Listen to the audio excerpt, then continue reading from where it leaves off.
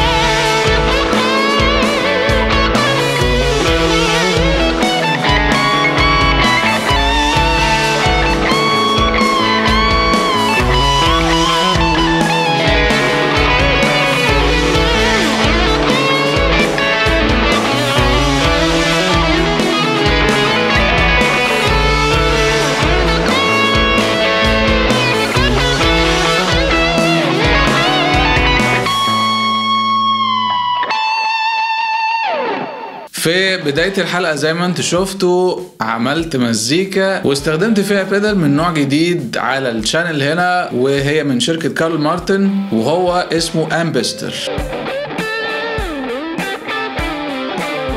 البيدال من نوع امب سيميليتور، انالوج امب سيميليتور مش ديجيتال. ديجيتال امب سيميليتور ده بيبقى عبارة عن ان هو واخد كاركتر بتاع امب معين، بتاع صوت معين، وعامله لك في شكل فورميشن، يا اما بيدال يا اما برنامج سوفت وير، وده بيخش فيه الكمبيوتر والبرمجة وحاجات زي كده. اما الامبستر ده فهو عبارة عن انالوج امب سيميليتور. في زي ما انت شايف كده هتبص تلاقي في حاجة اسمها فويسنج. الفويسنج ده عبارة عن سويتشر ما بين 3 امب كابس او 3 انواع كابينتس للامبليفاير، وهطلع كده فاصل تسمع صوت الفويسنج.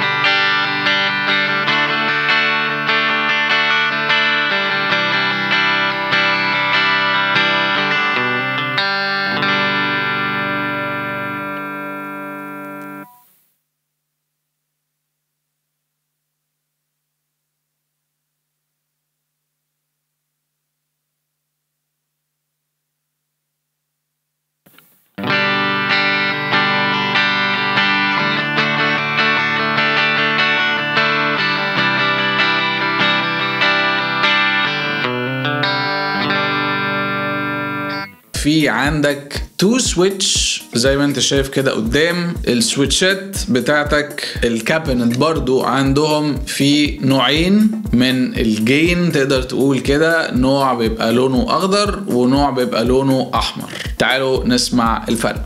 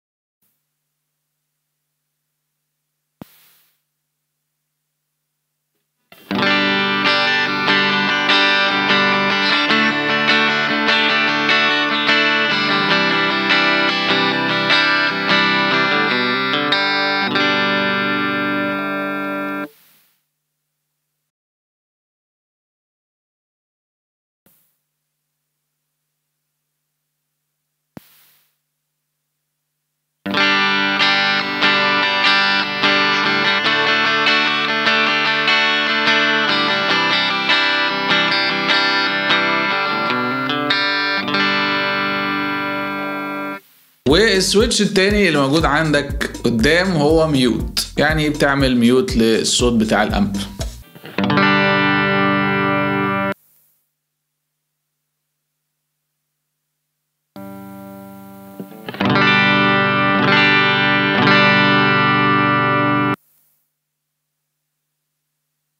وبرضه زي ما انت شايف كده ورا عندك في الصورة الموجودة طريقة ان انت توصل بيها الامبستر ده.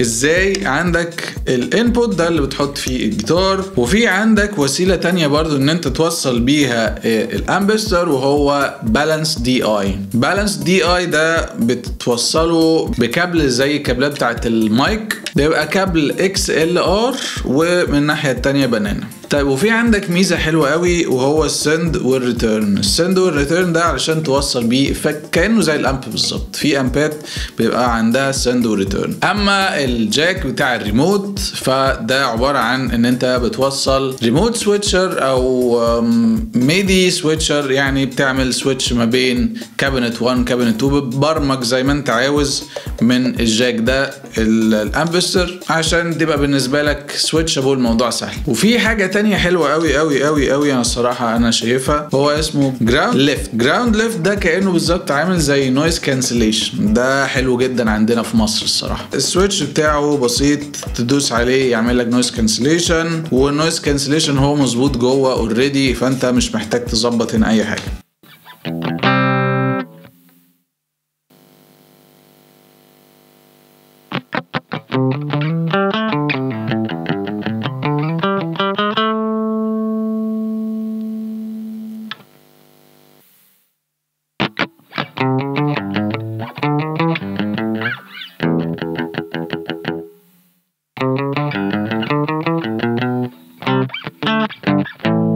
تعالى قدام بقى للبيدال. من قدامنا هتلاقي عندك الشكل ده كأنه سمايلي فيس. اول حاجة على الشمال الماستر، بعد كده البريزنس، بيز، ميدل، تريبل، والجين. الاربعة في النص دول EQ، والماستر والجين دول السيستم بتاع الامب اللي موجود هنا، والاتنين شغالين مع بعض. يعني الماستر والجين الاتنين بيشتغلوا مع بعض على حسب انت عاوز قد ايه جين. لو عاوز صوت كلين بتقلل صوت الجين وتعلي الماستر، وهكذا. هما الاتنين برضو مسؤولين عن الليفل كنترول.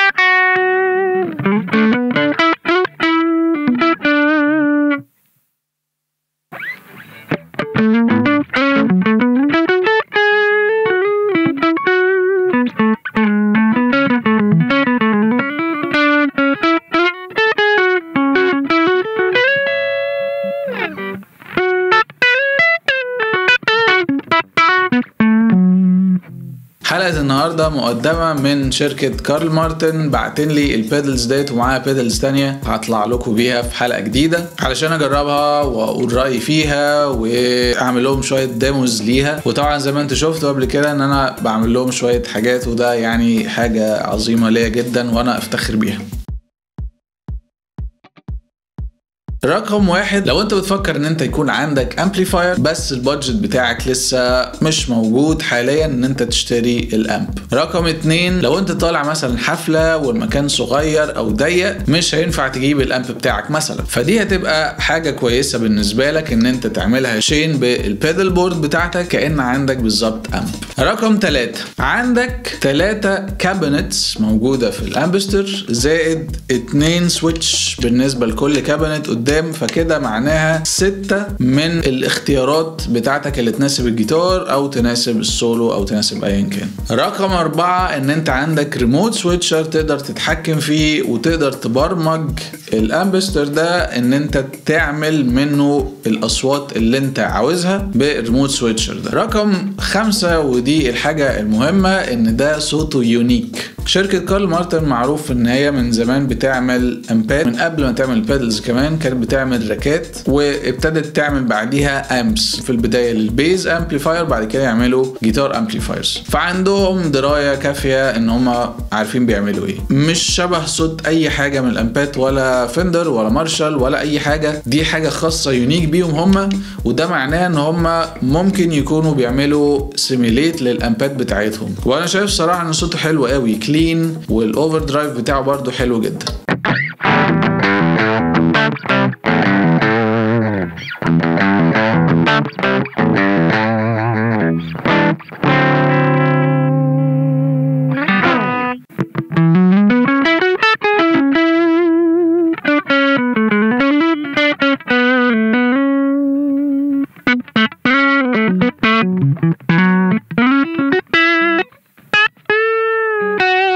رقم 6 من الحاجات اللي انت هتستفاد بيها بالامبستر، وهو ان انت ممكن توصل الامبستر من خلال 2 channels. شانل رقم 1 البالانس دي اي، وده ان انت تستفاد بالفويسنج او الكابينت فويسنج اللي موجوده في الامب. اما لو انت مش عاوز الكابينت ديت وعندك برامج مثلا عاوز تستخدمها انت بتفضل صوتها، فوصل الامبستر من خلال السند، فكده تكون ان انت استفدت بالبري امب اللي موجود في الامبستر. رقم 7 ودي الاخيره، وهو انالوج امبليفاير سيميليتور، وجواه تيوب. الصراحه انا ما عرفتش الماركه بتاعت التيوبايه اللي جوه، فيها لمبايه واحده بس، ما قدرتش اعرف ايه هي. ودي برضو كمان خلي بالك تدي لك فرصه ان انت تبقى مور كرييتيف، ان انت ممكن تغير التيوبايه اللي جوه ديت وتجيب حاجه تانية من نوع اعتقد A12A7، ده زي اللي موجودة في البري امب بتاع اي امبليفاير تيوب.